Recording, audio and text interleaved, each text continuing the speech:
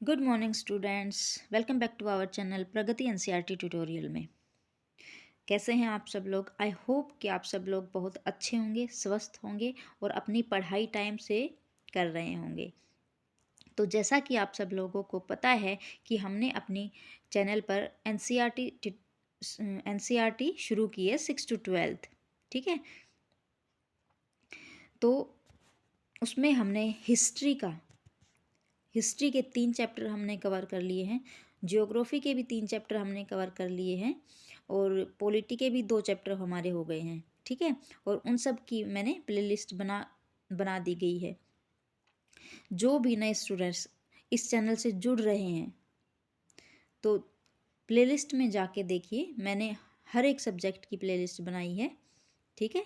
और अच्छे से पढ़ाई करिए।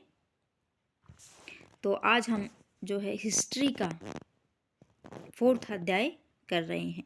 तो क्या नाम है चैप्टर का? क्या बताती है हमें किताबें और कब्रें।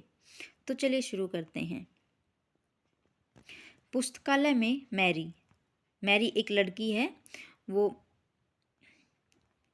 अपने स्कूल के जो है लाइब्रेरी में जाती है, पुस्तकालय में जाती है और वहाँ पे उसने मतलब किताबों से भरा हुआ रैक देखा। बहुत सारी किताबें रखी हुई थी उधर, ठीक है। वो एक अलमारी को खोलने की कोशिश कर रही है। तो एक शिक्षक मतलब उनको देख रहे हैं। तो शिक्षक उनके पास आते हैं और उसको बताते हैं कि इस अलमारी में अलग अलग धर्मों से जुड़ी हुई किताबें हैं। तो शिक्षक उससे पूछता है मैरी से कि क्या तुम्हें पता है हमारे पास वेदों का भी एक संग्रह है, ठीक है। मतलब हमारे पास वेद भी हैं। तो मैरी सोचने लगती है वेद क्या होते हैं। तो चलिए, इसमें इसी वेदों के बारे में बताया गया है। तो इस चीज़ के बारे में हम आगे पढ़ेंगे।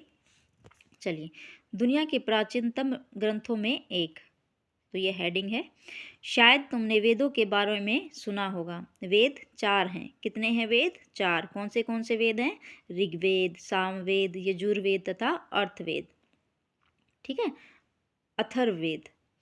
तो कितने वेद हैं हमारे? 4 वेद हैं। ऋग्वेद है, सामवेद है, यजुर्वेद है, अथर्ववेद है। सबसे पुराना वेद है ऋग्वेद। सबसे पुराना वेद कौन सा है? ऋग्वेद, जिसकी रचना 3,500 साल पहले हुई थी, 3500 साल पहले, ठीक है। जिसकी रचना कब हुई थी? 3500 साल, लगभग 3500 साल पहले, ठीक है। सबसे पुराना वेद कौन सा है? हमारा ऋग्वेद है, जिसकी रचना लगभग 3500 साल पहले हुई थी। ऋग्वेद में 1000 से ज़्यादा प्रार्थनाएं हैं जिन्हें सूक्त कहा गया है। तो ऋग्वेद में कितनी प्रार्थनाएं हैं? 1000 से ज़्यादा, जिन्हें क्या कहते हैं? सूक्त। देखिए स्टूडेंट्स, यहाँ से क्वेश्चन जरूर बनेगा कि हमारे कितने वेद हैं, कौन से वेद हैं और सबसे पुराना वेद कौन सा है, ठीक है। हमारे कौन से वेद हैं? ऋग्वेद, सामवेद, यजुर्वेद और अथर्ववेद। और सबसे पुराना वेद हमारा है ऋग्वेद, जिसकी रचना कब हुई? 3500 साल पहले हुई। तो ऐसे पूछेंगे कि इस ऋग्वेद में कितनी प्रार्थनाएं हैं और इन प्रार्थनाओं को क्या कहा जाता है। तो ऋग्वेद में 1000 से ज़्यादा प्रार्थनाएं हैं जिन्हें सूक्त कहा जाता है। क्या कहते हैं? सूक्त। सूक्त का मतलब है अच्छी तरह से बोला गया। तो सूक्त का मतलब क्या है? अच्छी तरह से बोला गया। ये विभिन्न देवी देवताओं की स्तुति में रचे गए हैं, ठीक है। सूक्त कैसे क्यों रचे गए हैं? विभिन्न देवी देवताओं की स्तुति के लिए। इनमें से 3 देवता बहुत ही महत्वपूर्ण हैं। तो 3 देवता कौन से? चलिए पढ़ते हैं। अग्नि, इंद्र और सोम। 3 देवता कौन से हैं? अग्नि, इंद्र और सोम। अग्नि आग के देवता हैं। तो नाम से ही पता चल रहा है हमें कि अग्नि क्या है? आग के देवता। अग्नि मतलब आग, तो अग्नि है आग के देवता। इंद्र युद्ध के देवता कहलाते हैं। तो जो इंद्र है वो युद्ध के देवता कहलाते हैं। और सोम एक प्रकार का पौधा है जिससे एक खास पेय बनाया जाता है, ठीक है स्टूडेंट्स। इतना ये आपको समझ आया कि हमारे कुल कितने वेद हैं? 4 वेद हैं। तो फर्स्ट वाला है ऋग्वेद, सामवेद, यजुर्वेद और अथर्ववेद। और सबसे पुराना वेद जो हमारा है वो ऋग्वेद है, जिसकी रचना 3500 साल पहले हुई। ऋग्वेद में 1000 से ज़्यादा प्रार्थनाएं हैं, जिन प्रार्थनाओं को क्या कहते हैं? सूक्त कहते हैं। तो सूक्त का मतलब क्या है? अच्छी तरह से बोला गया। ठीक है। और ये क्यों, मतलब ये सूक्त किन के लिए प्रस्तुत किया जाता था? देवी देवताओं की स्तुति के लिए, ठीक है। और जो 3 महत्वपूर्ण देवता हैं वो कौन कौन से हैं? अग्निदेव, इंद्रदेव और सोमदेव, ठीक है। अग्नि को आग का देवता कहते हैं, इंद्र को युद्ध के देवता माना जाता है, और सोम जो है एक प्रकार का पौधा है जिससे एक खास पेय बनाया जाता था, ठीक है। इतना समझ में आ गया? देखिए स्टूडेंट्स, सी टेट में बिल्कुल एज इट इज इसमें से मतलब आपको ये चीज़ें रटनी नहीं है बिल्कुल भी, बिल्कुल आराम से प्यार से समझना है इन चीज़ों को। आप 2-3 बार इस चीज़ को रिवाइज कर लेंगे तो बहुत ही आसान चीज़ है ये, ठीक है। बहुत आसान है और एक कहानी की तरह हम इसको पढ़ेंगे, ठीक है। आप लोग तो बड़े हो गए हैं, 6th की अभी ये मतलब हिस्ट्री चली हुई है, तो ये बच्चों की चीज़ें हैं। आप लोग तो अभी टीचर बनने वाले हो, बच्चों को पढ़ाने वाले हैं, तो आप तो कर सकते हैं, बहुत ब्रिलियंट बच्चे हो, ठीक है। तो चलिए चलते हैं। ये ऊपर वाली चीज़ें समझ आई? तो आई हैं तो फटाफट कमेंट करिए, यस लिखिएगा अगर समझ आ गई हैं, और साथ साथ कमेंट बॉक्स में कमेंट करते रहिएगा, बताइएगा कि कितने वेद हैं और सबसे पुराना वेद कौन सा है, कितने साल पहले इसकी रचना हुई, ठीक है। और मतलब उसमें जो प्रार्थनाएं हैं वो कितनी प्रार्थनाएं हैं और उन प्रार्थनाओं को क्या कहा जाता है, और जो देवता हैं कितने देवता हैं, और मतलब जो मुख्य देवता है वो कितने हैं और उनके नाम क्या क्या हैं, और किस किस देवता का क्या क्या काम है। तो चलिए कमेंट बॉक्स में कमेंट करिएगा, साथ साथ करोगे तो आपकी रिवीजन 110% होगी, साथ साथ ही हो जाएगी, ठीक है। और मैं आपको ये बार बार रिपीट इसीलिए करवा रही हूँ कि आपकी रिवीजन भी साथ साथ हो जाए, ठीक है। चलिए आगे पढ़ते हैं। वैदिक प्रार्थनाओं की रचना ऋषियों ने की थी। तो वैदिक प्रार्थनाओं की रचना किसने की? ऋषियों ने। आचार्य विद्यार्थियों को एक सेकेंड आचार्य विद्यार्थियों को इन्हें अक्षरों, शब्दों और वाक्यों में बांटकर सस्वर पाठ द्वारा कंठस्थ करवाते थे। अधिकांश सूक्तों में के रचयिता सीखने और सिखाने वाले पुरुष थे। जो सूक्त थे उनके रचयिता कौन थे? जो हमें मतलब सिखाते थे और सीखते थे। पहले स्त्रियों को तो ज़्यादा नहीं पढ़ने देते थे, ठीक है। तो सारे कौन थे? पुरुष थे। कुछ प्रार्थनाओं की रचना महिलाओं ने भी की थी। तो देखिए बता रहे हैं कि कुछ प्रार्थनाओं की रचना महिलाओं ने भी की थी, ज़्यादा महिलाएं नहीं थी उनमें, ठीक है। कुछ कुछ थी जो निकल कर आती थी। ऋग्वेद की भाषा प्राक संस्कृत या वैदिक संस्कृत कहलाती है। तो जो ऋग्वेद में लिखी गई जो भाषा है उसको क्या बोलते हैं?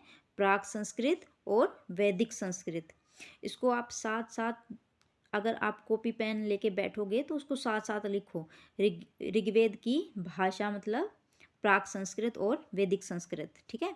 तुम स्कूल में जो संस्कृत पढ़ती हो उससे यह भाषा थोड़ी भिन्न है। मतलब जो हम स्कूल में संस्कृत पढ़ते थे उस टाइम पे, अभी भी पढ़ते हैं, तो उस संस्कृत से जो वेदों में संस्कृत लिखी गई है वो थोड़ी सी भिन्न है, ठीक है।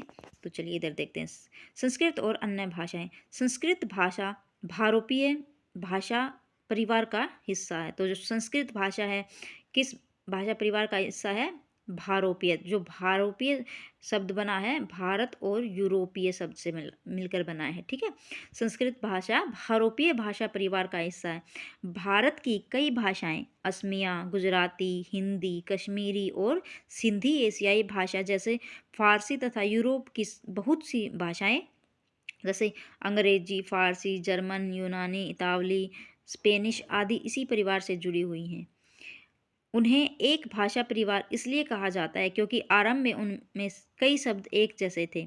उदाहरण के लिए जैसे माँ को हिंदी मतलब हिंदी में माँ बोलते हैं, और उसी को संस्कृत में मातृ बोलते हैं, और इंग्लिश में मदर बोलते हैं। तो मतलब सेम सेम से हैं ये सब, है ना। तो ये यहाँ से क्वेश्चन बनेगा कि संस्कृत कौन सी भाषा परिवार का हिस्सा है? भारोपीय परिवार का, ठीक है। तो यहाँ देखते हैं, क्या तुम्हें इनमें कोई समानता नजर आती है? तो देखते हैं। उपमहाद्वीप में दूसरे भाषा परिवारों की भी भाषाएं बोली जाती हैं। जो उपमहाद्वीप है उसमें दूसरे भाषा परिवारों की भी भाषाएं बोली जाती हैं। उदाहरण के लिए पूर्वोत्तर प्रदेशों में तिब्बत बर्मा परिवार की भाषाएं बोली जाती हैं। तो पूर्वोत्तर प्रदेशों में कौन सी भाषाएं बोली जाती है? तिब्बत बर्मा परिवार की। कौन सी? तिब्बत बर्मा परिवार की कहाँ बोली जाती है? पूर्वोत्तर प्रदेशों में तिब्बत बर्मा परिवार की भाषाएं बोली जाती हैं। तमिल, तेलुगु, कन्नड़ और मलयालम द्रविड़ भाषा की भाषाएं, मतलब द्रविड़ भाषा परिवार की भाषाएं हैं। तो द्रविड़ भाषा परिवार की भाषाएं कौन सी होती हैं? तमिल, तेलुगु, कन्नड़ और मलयालम। ठीक है, तो ऐसे हम याद रखेंगे, मतलब द से दक्षिण, द से द्रविड़। ठीक है, तो दक्षिण की तरफ है ना ये सब, या मतलब ये आंध्र प्रदेश और कर्नाटका, इधर इस साइड में ही ये मतलब भाषाएं बोली जाती हैं, तमिल, तेलुगु, कन्नड़, मलयालम, है ना। तो ऐसे हम याद रख सकते हैं जो द्रविड़ भाषा परिवार की भाषाएं कौन कौन सी हैं? तमिल, तेलुगु, कन्नड़ और मलयालम। जबकि झारखंड और मध्य प्रदेश भारत के कई हिस्सों में बोली जाने वाली भाषाएं ऑस्ट्रो एशियाटिक परिवारों से जुड़ी हैं। मध्य और झारखंड में कौन सी भाषा, मतलब कौन सी भाषाएं बोली जाती है? ऑस्ट्रो एशियाटिक परिवार से। ठीक है, तो यहाँ देखते हैं, इधर हम जिन किताबों को पढ़ते हैं वे लिखी और छापी गई हैं। जो मतलब जो ये तो है ही, लिखी गई हैं, छापी गई हैं। ऋग्वेद का उच्चारण किया जाता था और श्रवण किया जाता था, मतलब उसको बोला जाता था और सुना जाता था, न न कि पढ़ा जाता था। मतलब बोल के, और मतलब लिखा हुआ नहीं था वो पहले। उसको जो ऋषि मुनि थे वो अपने भाषा द्वारा उसको उच्चारण करते थे, बोलते थे, और जो सुनने वाले थे उनको सुनते थे वहाँ पे। रचना के कई सदियों बाद इसे पहली बार लिखा गया। इसे छापने का काम तो मुश्किल से 200 साल पहले ही हुआ था। मतलब ये पहले लिखा, किसी ने लिखी गई नहीं थी ये तो 200 साल पहले ही लिखा हुआ है। ठीक है, इतिहासकार ऋग्वेद का अध्ययन कैसे करते हैं? नेक्स्ट हेडिंग है हमारी, इतिहासकार जो हैं ऋग्वेद का अध्ययन कैसे करते हैं। तो जो इतिहासकार पुरातत्व वेताओं की तरह ही अतीत के बारे में जानकारी इकट्ठी करते हैं, लेकिन भौतिक अवशेषों के अलावा वे लिखित स्रोतों का भी उपयोग करते हैं। चलो देखते हैं कि ऋग्वेद का अध्ययन कैसे करते हैं। ऋग्वेद के कुछ सूक्त वार्तालाप के रूप में हैं, मतलब सिर्फ सुने गए हैं, सुनाए गए हैं और सुने गए हैं, वार्तालाप के रूप में हैं। विश्वामित्र नामक ऋषि और देवियों के रूप में पूजित दो नदियाँ, तो कौन सी नदी हैं? व्यास और सतलुज के बीच यह संवाद एक ऐसे ही सूक्त का अंश है। ठीक है, विश्वामित्र जो ऋषि हैं और देवी, जो दो देवी मानी जाती हैं नदियाँ, व्यास और सतलुज, उनके बीच एक संवाद, ऐसा ही एक सूक्त है, वार्तालाप वाला। ठीक है, देखिए, ऋग्वेद की पांडुलिपि का एक पन्ना, ये एक ऋग्वेद की पांडुलिपि का एक पन्ना है। क्या तुम लोग पढ़ सकते हो? समझ में आ रहा है आप लोगों को? बताइए, समझा के बताइए कमेंट में।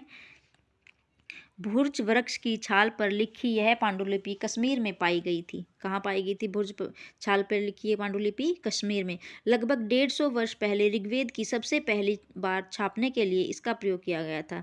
इसी पांडुलिपि को देखकर अंग्रेजी अनुवाद तैयार हुआ। यह पांडुलिपि पुणे, महाराष्ट्र के एक पुस्तकालय में सुरक्षित है। देखिए स्टूडेंट्स, अगर आपको मेरी वॉइस मतलब स्लो लग रही है, स्पीड, मैं ज़्यादा मतलब स्पीड से नहीं बोल पाती हूँ, ये चाहे कुछ कमी लगा लीजिए। मैं थोड़ा सा धीरे भी चल रही हूँ क्योंकि आप लोगों को अच्छे से समझ आ जाए। अगर मैं उसको स्पीड में ही बताती रहूँगी, सिर्फ पढ़ना ही है, रीड ही करना है, तो वो तो आप खुद से भी कर सकते हैं। तो मैं थोड़ा सा उसको डिटेल में आपको समझाने की कोशिश कर रही हूँ, इसीलिए थोड़ी स्पीड कम हो सकती है। अगर आप इसको थोड़ा सा बढ़ा के सुनेंगे तो आपको मतलब बहुत अच्छे से समझ में भी आ जाएगा। अभी भी आ रहा है, लेकिन जिसको स्पीड कम लग रही है वो स्पीड को बढ़ा सकता है। ठीक है, और अगर आपको ये वीडियो अच्छी लग रही है तो प्लीज़ चैनल को लाइक करें, सब्सक्राइब करें, वीडियो को लाइक ज़रूर करें। ठीक है, चलिए आगे देखते हैं। विश्वामित्र और नदियाँ। विश्वामित्र, हे नदियों, मतलब ये यहाँ पे उनकी बातें चल रही हैं आपस में। तो जो विश्वामित्र है वो नदियों को कहते हैं, अपने बछड़ों को चाटती हुई दो चमचम दमकती गायों की तरह, दो फुर्तीले घोड़ों की चाल से पहाड़ों से नीचे आओ। इंद्र द्वारा दी हुई शक्ति से स्फूर्त तुम रथों की गति से सागर की ओर बह रही हो। तुम जल से परिपूर्ण हो और एक दूसरे में मिल जाना चाहती हो। ठीक है, ये विश्वामित्र नदियों को कह रहे हैं कि तुम गायों की तरह दमकती हुई, अपने बछड़ों को चाटती हुई और दो फुर्तीले घोड़ों की चाल से, मतलब तेजी से तुम मतलब पहाड़ों से नीचे आओ, और जो इंद्र ने तुम्हें शक्ति दी है उसको इस्तेमाल करके तुम स्फूर्त रथों की गति से, मतलब तेज गति से सागर की ओर बह रही हो। तुम जल से परिपूर्ण और एक दूसरे में मिल जाना चाहती हो। तो नदियाँ क्या कहती हैं? जल से पूरी परिपूर्ण हम देवताओं के बनाए रास्ते पर चलती हैं, एक बार निकलने पर हमें रोका नहीं जा सकता।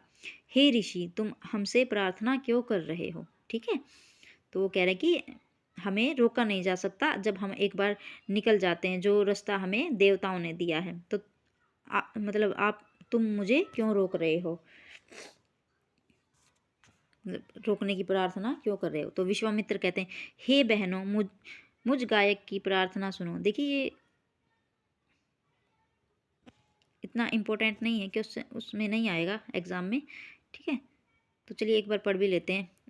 सीटेट वालों का कोई भरोसा नहीं है, बुक में से ही उठा के दे देता है। ठीक है, तो चलिए देखते हैं।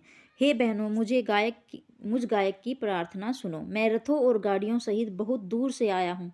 कृपया करके अपने जल को हमारे रथों और गाड़ियों की धुरियों के ऊपर उठाओ, ताकि हम आसानी से उस पार जा सकें। ठीक है, वो फंस गए होंगे उधर। तो नदिया कहती है, हम तुम्हारी प्रार्थना सुनेंगे, जिससे तुम अब सुरक्षित उस पार जा सको। इतिहासकार यह बताते हैं कि यह प्रार्थना उस क्षेत्र में रची गई थी जहाँ से नदियाँ बहती हैं। वे यह भी सुझाते हैं कि जिस समाज में ऋषि रहते थे, वहाँ घोड़ों और गायों को बहुत महत्व दिया जाता था, इसलिए नदियों की तुलना घोड़ों और गायों से की गई। तो ऐसे मतलब बना सकते हैं क्वेश्चन की, नदियों की जो तुलना है किन से की गई थी, तो घोड़ों और गायों से। तो यहाँ पे एक क्वेश्चन किया गया है। तो यहाँ देखते हैं, ऋग्वेद की प्रार्थनाओं में अन्य दूसरी नदियाँ, खासकर सरस्वती, सिंधु और उसकी सहायक नदियों का भी जिक्र है। गंगा और यमुना का उल्लेख सिर्फ एक बार हुआ है। तो यहाँ से क्वेश्चन बन सकता है कि गंगा और यमुना का उल्लेख कितनी बार हुआ है? एक बार। गंगा और यमुना का उल्लेख जो ऋग्वेद में है वो कितनी बार किया गया है? एक बार किया गया है। और गंगा और यमुना के अलावा कौन कौन सी नदियाँ थी? सरस्वती, सिंधु और उसकी सहायक नदियाँ, उनका भी जिक्र हुआ है ऋग्वेद में। I am sorry. तो देखते हैं, इधर सर्दी में थोड़ा सा कोल्ड हो गया है, तो गला वाला सब दर्द कर रहा है थोड़ा सा। तो चलिए देखते हैं, मवेशी, घोड़े और रथ। तो हमारी नेक्स्ट हेडिंग क्या है? मवेशी, घोड़े और रथ। ऋग्वेद में मवेशियों, बच्चों, खासकर पुत्रों को, और घोड़ों की प्राप्ति के लिए अनेक प्रार्थनाएं हैं। ठीक है, जो ऋग्वेद है उसमें मवेशियों, बच्चों, मतलब बच्चों में भी खासकर पुत्र, और घोड़ों की प्राप्ति के लिए अनेक प्रार्थनाएं हैं। आजकल भी लोग मतलब क्या ही कहे, ठीक है, लेकिन लड़कों को ज़्यादा ही मान्यताएं देते हैं। लोगों को लड़ाई में रथ खींचने के काम में लाया जाता था। जो घोड़े हैं वहाँ पे उनको लड़ाई में जो है रथ को खींचने के काम में लेते थे। इन लड़ाइयों में मवेशी जीत कर लाए जाते थे। लड़ाइयाँ वैसे ज़मीन के लिए भी लड़ी जाती थी, जहाँ अच्छे चरागाह हों या जहाँ पर जो जैसी जल्दी तैयार होने वाली फसलों को उपजाया जा सकता था। कुछ लड़ाइयाँ पानी के स्रोतों और लोगों को बंदी बनाने के लिए भी की जाती थी। तो लड़ाइयाँ किसके लिए की जाती थी? घोड़ों को जीतने के लिए की जाती थी, और उस जगह को जीतने के लिए की जाती थी जहाँ पर अच्छी फसलें उगती हों, जो जल्दी तैयार हो जाती हैं। ठीक है, और मतलब लोग हैं उनको बंदी बनाने के लिए भी लड़ाइयाँ लड़ी जाती थी। तो चलिए देखते हैं आगे। युद्ध में जीते गए धन का कुछ भाग सरदार रख लेते थे और कुछ हिस्सा पुरोहित को दे दिया जाता था। शेष धन आम आदमी लोगों में बांट दिया जाता था। मतलब जो युद्ध में जीता गया धन था तो कुछ तो सरदार रख लेते थे, कुछ पुरोहितों को दे दिया जाता था, और जो बचा खुचा है वो आम लोगों में बांट दिया जाता था। कुछ धन यज्ञ करने के लिए भी प्रयुक्त होता था। यज्ञ की आग में आहुति दी जाती थी। ये आहुतियाँ देवी देवताओं को दी जाती थी। घी, अनाज और कभी कभी जानवरों को भी आहुति, मतलब जानवरों की भी आहुति दी जाती थी। ठीक है। तो इसमें बताया गया है कि युद्ध में जो भी मतलब चीज़ें जो धन जीता जाता था, उसका जो कुछ हिस्सा जो है वो सरदार रख लेते थे, कुछ हिस्सा पुरोहित पंडित लोग रख लेते थे, और जो बच जाता था उसको आम लोगों में बांट देते थे। और कुछ धन यज्ञ करने के लिए, मतलब यज्ञ करेंगे तो खर्चा तो होगा ना, तो जब वो बड़े बड़े यज्ञ होते थे पहले तो कुछ उसमें यूज हो जाता था। और जो ये यज्ञ किए जाते थे तो देवी देवताओं को जो आहुतियाँ दी जाती थी, तो घी, अनाज और जानवरों की भी आहुति दी जाती थी। देखिए यहाँ से देखते हैं। अधिकांश पुरुष इन युद्धों में भाग लेते थे। कोई स्थायी सेना नहीं होती थी, लेकिन लोग सभाओं में मिलते जुलते थे और युद्ध व शांति के विषय में सलाह मशविरा लेते थे। वहाँ ये ऐसे लोगों को अपना सरदार चुनते थे जो बहादुर और कुशल हो। तो कमज़ोर लोगों को कौन चुनेगा भाई? अगर कमज़ोर लोगों को युद्धों में ले जाएंगे तो हरा ही देंगे, वो तो हार ही जाएंगे, सब मर जाएंगे, वहाँ पे कुछ होगा नहीं उनसे। तो ऐसे लोगों को चुनते थे जो बहादुर हों और कुशल हों। तो नेक्स्ट हेडिंग हमारी है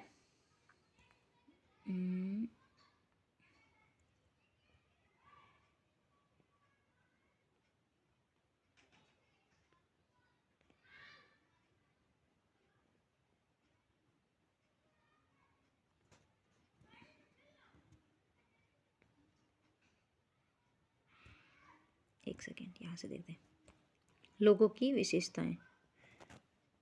एक सेकेंड। लेकिन लोग सभाओं में मिलते जुलते थे और युद्ध व शांति के विषय में सलाह मशवरा करते थे। वहाँ ये ऐसे लोगों का अपना सरदार चुनते थे जो बहादुर और कुशल योद्धा हों। तो इधर से देखते हैं लोगों की विशेषता बताने वाले शब्द। लोगों का वर्गीकरण काम, भाषा, परिवार या समुदाय, निवास स्थान या सांस्कृतिक परंपराओं के आधार पर किया जाता रहा है। ऋग्वेद में लोगों की विशेषता बताने वाले कुछ शब्दों को देखते हैं। ऐसे दो समूह हैं जिनका वर्गीकरण काम के आधार पर किया गया है। पुरोहित, जिन्हें कभी कभी ब्राह्मण कहा जाता था, तरह तरह के यज्ञ और अनुष्ठान करते थे। दूसरे लोग थे राजा। पहले कौन थे? ब्राह्मण, जो यज्ञ वगैरह करते थे। दूसरा कौन थे? राजा लोग। ये राजा वैसे नहीं थे जिनके बारे में तुम मतलब बाद में हम आगे पढ़ेंगे।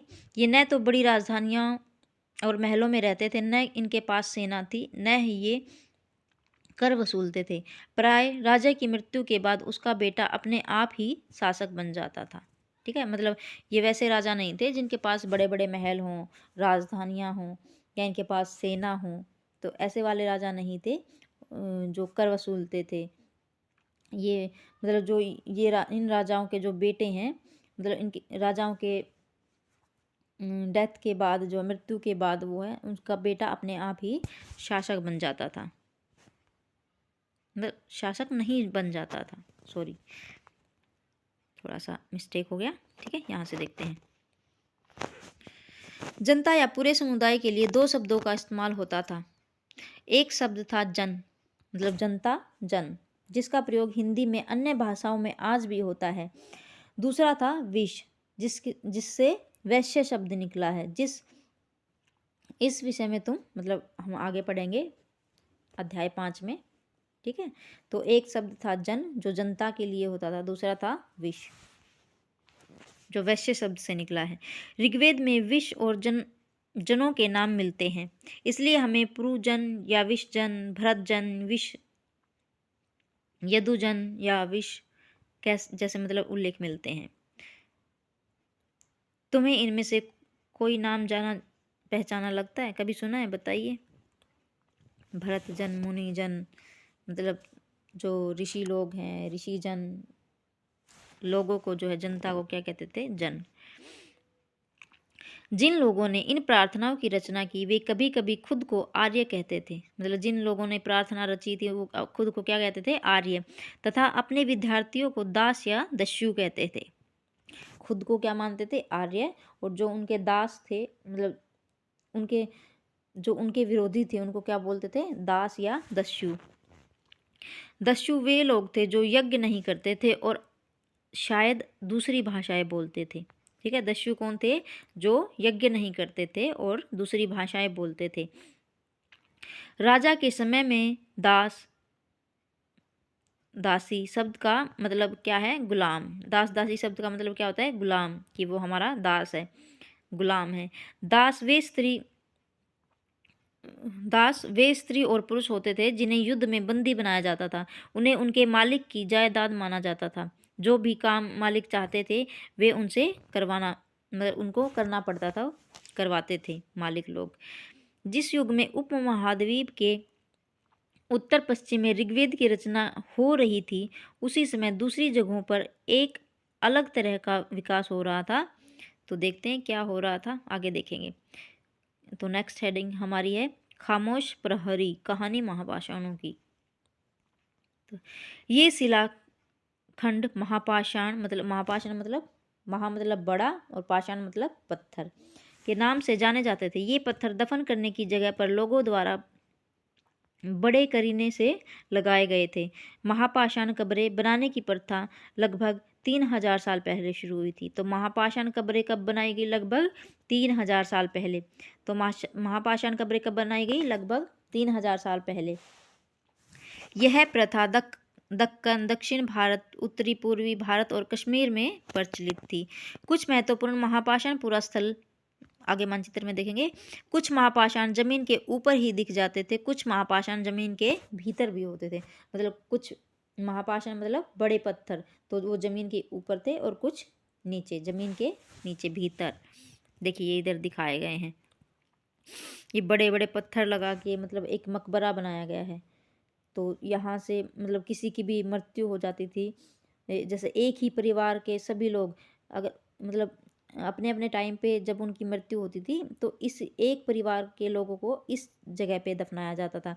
जो ये होल बनाया गया है इधर, ये होल दिखाया गया है, तो इधर से मतलब इस पथ से वो आते थे, यहाँ से, तो यहाँ से वो आते थे और यहाँ से उनको, एक सेकेंड, मतलब दफनाया जाता था। ठीक है, तो जो ये बड़े बड़े पत्थर लगाए गए हैं इनको क्या बोलते थे, महापाषाण। महा मतलब बड़ा और पाषाण मतलब पत्थर। ठीक है, कई बार पुरातत्वविदों को गोलाकार सजाए हुए पत्थर मिलते हैं, कई बार अकेला खड़ा हुआ पत्थर मिलता है। ये ही एकमात्र प्रमाण है जो जमीन के नीचे कब्रों को दर्शाते हैं। ठीक है, तो चलिए, तो यहाँ से देखिए, महापाषाणों के निर्माण के लिए लोगों को कई तरह के काम करने पड़ते थे। हमने जो कार्यों की सूची बनाई उन्हें क्रमबद्ध करो। तो मतलब पूछा गया कौन से काम करते थे। गड्ढे खोदना, शिलाखंडों को ढो कर लाना, बड़े पत्थरों को तराशना और मरे हुए लोगों को दफनाना, तो ये इनके काम थे। तो इनमें बताया गया है कि पहले कौन सा काम किया जाएगा, क्रमबद्ध करना है कि पहले क्या करेंगे। पहले गड्ढा खोदेंगे या शिलाखंडों को लाएंगे, बड़े पहले पत्थरों को तराशेंगे। ठीक है, पहले तो पत्थरों को तराशेंगे, फिर उनको ढोकर लाएंगे, गड्ढा खोदेंगे, फिर मतलब जो इंसान को दफनाया जाएगा। तो देखिए इस तरह से ऊपर ये बता रहा है कि इस तरह के महापाषाण को ताबूत समाधान शिष्ट कहा जाता है।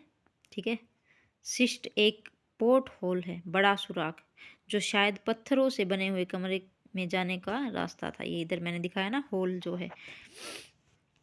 इन सब कब्रों में कुछ समानताएं हैं। सामान्यतः मृतकों को खास किस्म के मिट्टी के बर्तनों के साथ दफनाया जाता था, जिन्हें काले लाल मिट्टी के बर्तन, जो ब्लैक एंड रेड वेयर के नाम से जाने जाते हैं। मतलब मृतकों, जो मर जाता था इंसान, मृत्यु हो जाती थी, उसके साथ मिट्टी के जो बर्तन हैं वो भी दफनाए जाते थे, जो काले और लाल रंग के होते थे, जिनको कहते थे ब्लैक एंड रेड वेयर। ठीक है, इनके साथ ही मिले हैं लोहे के औजार और हथियार, घोड़ों के कंकाल और सामान तथा पत्थर और सोने के गहने।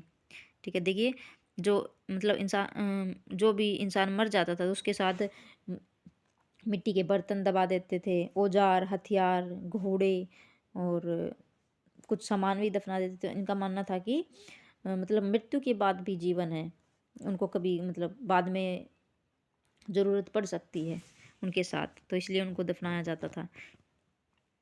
तो ये दिखाई गई हैं लोहे की चीज़ें जो उनको कब्रों में मिली हैं। लोगों की सामाजिक असमानताओं के बारे में पता करना, तो ये हमारी नेक्स्ट हेडिंग है कि लोगों के बारे की जो उनकी सामाजिक असमानताएं हैं उनके बारे में पता करना है। पुरातत्वविद यह मानते हैं कि कंकाल के साथ पाई गई चीज़ें मरे हुए व्यक्ति की ही रही होंगी। कभी कभी एक कब्र की तुलना में दूसरी कब्र से ज़्यादा चीज़ें मिलती हैं। ठीक है, यहाँ एक व्यक्ति की कब्र में 33 सोने के मनके और शंख पाए गए। दूसरे कंकालों के पास सिर्फ कुछ मिट्टी के बर्तन ही पाए हैं। यह दफनाए गए लोगों की सामाजिक स्थिति में भिन्नता को दर्शाता है। कुछ लोग अमीर थे तो कुछ लोग गरीब थे, कुछ लोग सरदार थे तो कुछ अनुयायी। तो ये दर्शाता है जब भी मतलब कोई बड़ा व्यक्ति, अगर राजा महाराजा सरदार लोग, अगर उनकी मृत्यु हो गई तो उनके साथ सोने के गहने, औजार, घोड़े, शंख, ठीक है, तो ये चीज़ें मिलती थी। और जो गरीब लोग थे उनके कब्रों में क्या मिलते थे? मिट्टी के घड़े, है ना, यही मतलब मिट्टी से बनाए गए बर्तन। तो इस यह मतलब उनके बारे में दर्शाता है कि अमीर थे और गरीब। क्या नेक्स्ट हेडिंग हमारी है, क्या कुछ कब्रगाहें खास परिवार के लिए थी? क्वेश्चन है, ठीक है। कभी कभी महापाषाणों में एक से अधिक कंकाल मिले हैं। ये यह दर्शाते हैं कि शायद एक ही परिवार के लोगों को एक ही स्थान पर अलग अलग समय पर दफनाया गया था। बाद में मरने वाले लोगों को पोर्ट होल के रास्ते कब्रों में लाकर दफनाया जाता था। एक स्थान पर गोलाकार लगाए गए पत्थर या चट्टानों चिन्हों का काम करते थे। यहाँ लोग आवश्यकता अनुसार शवों को दफनाने का मतलब दफनाने दोबारा आ सकते थे। जैसे मैंने बताया ना, जैसे उन्होंने ये रास्ता बना रखा था। एक सेकेंड रुकिए,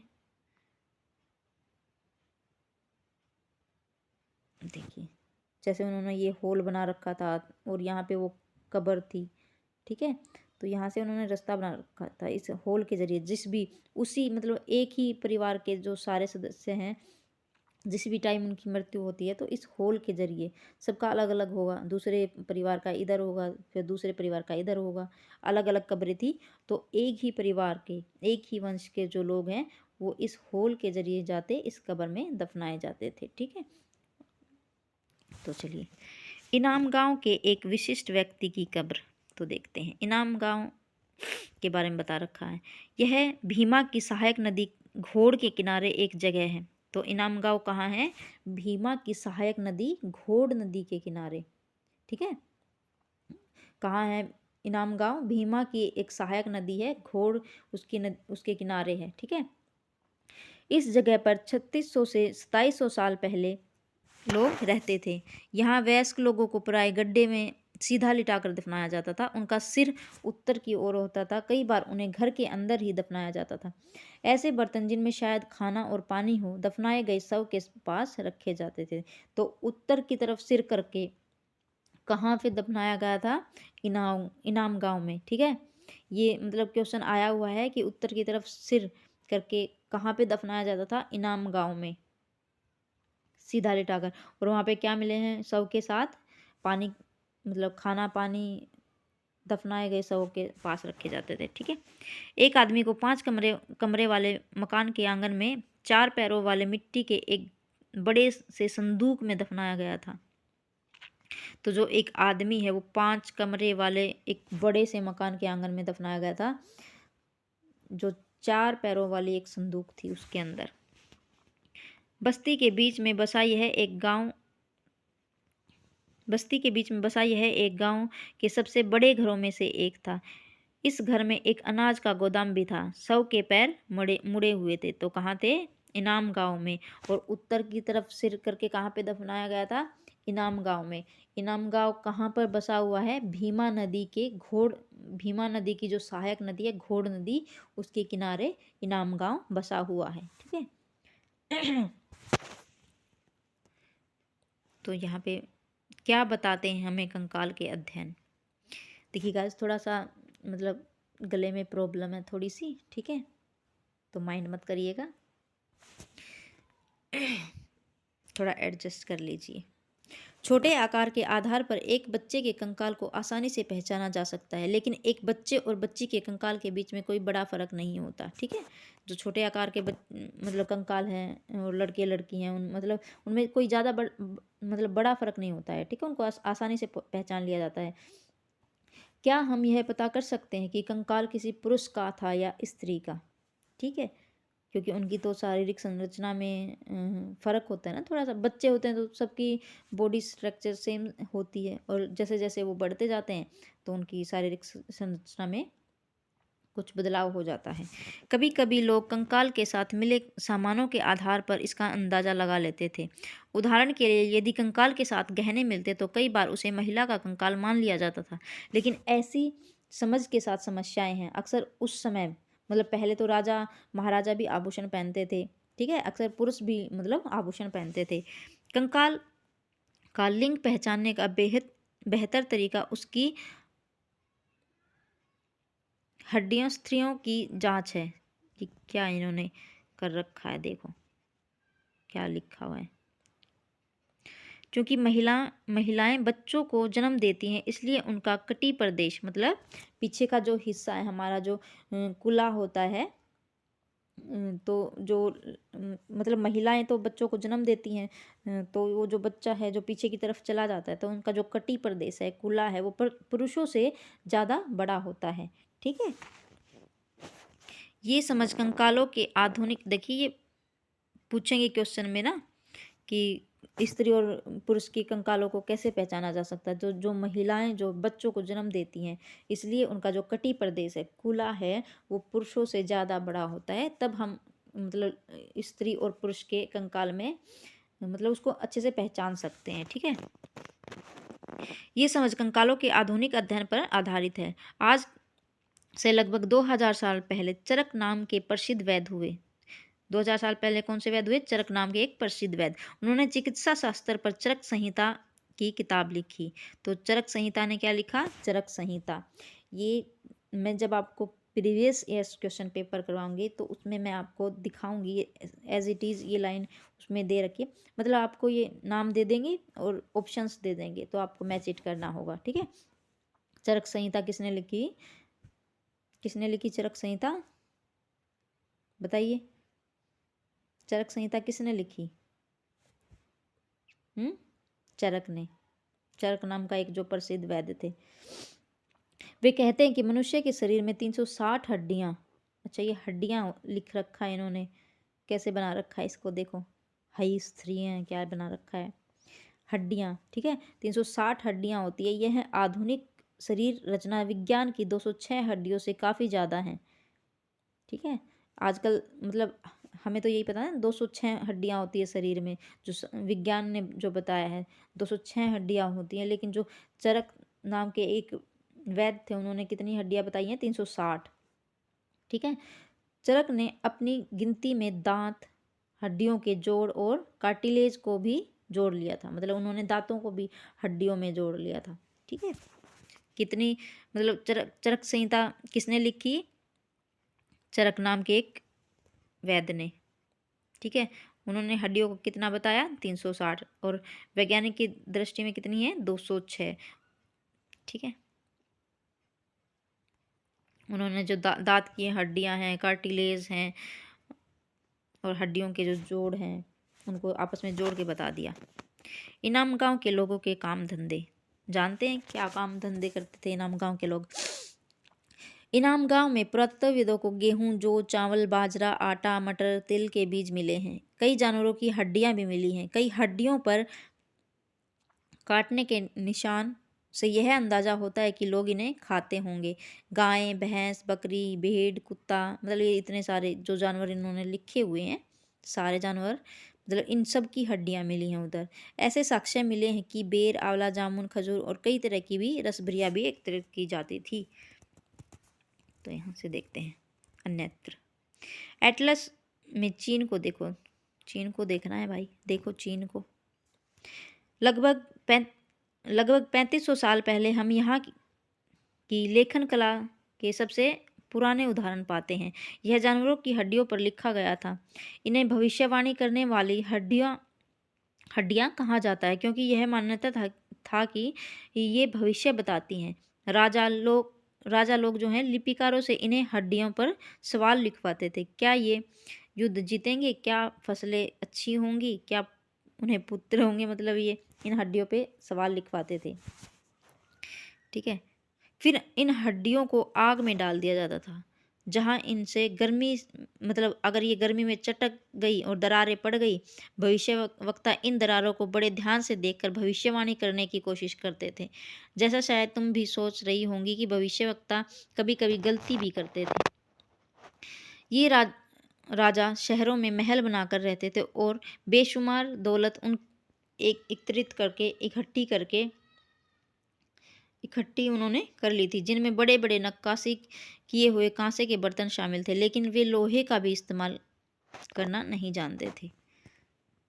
तो यहाँ क्वेश्चन किया गया है कि ऋग्वेद के राजा और इन राजाओं में क्या फ़र्क है। ऋग्वेद के राजा मतलब उनके पास सेनाएं नहीं होती थी, वो शासन नहीं करते थे, उनके जो पुत्र हैं वो ऐसे ही सिंहासन पर नहीं बैठते थे, और जो ये वाले राजाएं हैं इनके पास बड़ी बड़ी सेनाएं होती थी, मतलब ये औजार होते थे। ठीक है। और इनकी मृत्यु के बाद इनके जो बेटे हैं वो अपने आप ही शासक बन जाते, शासन करना शुरू कर देते थे। देखते हैं। तो चलिए स्टूडेंट्स, आज जो हमारा हिस्ट्री का जो अध्याय 4 था वो भी आज हमारा समाप्त होता है। ठीक है। तो अगर आपको ये वीडियो अच्छी लगी तो कृपया इसको लाइक करिएगा और चैनल को सब्सक्राइब करिएगा, और जो भी नए स्टूडेंट्स जुड़ते जा रहे हैं तो इसको शेयर करिए, सब्सक्राइब करिए। तो चलिए मिलते हैं हम अपनी नेक्स्ट क्लास में, जियोग्राफी की क्लास में। Thank you.